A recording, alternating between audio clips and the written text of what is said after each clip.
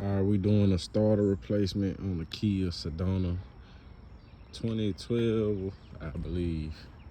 First thing we're gonna do is disconnect this negative battery terminal. If I can get that up in there.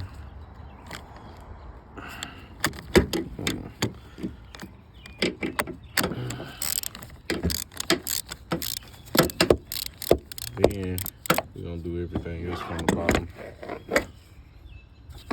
Set this to the side.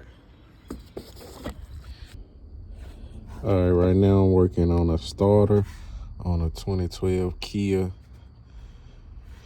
Sedona, whatever it's called. The starter, you're gonna have to get to it from under the car. As you can see, it's right up here.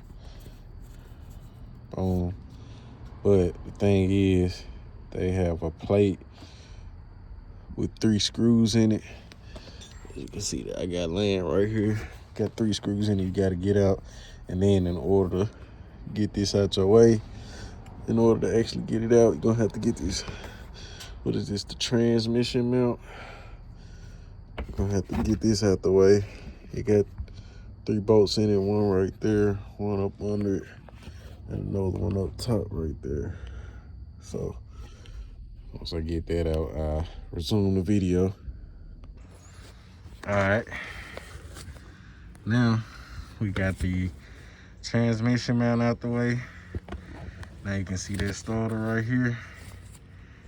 We're gonna get this bolt out, and then there's another bolt in there somewhere. Got one right there. You got another one up top right there. Can't really see it. But once we get that bad boy out, then we're gonna be ready to go.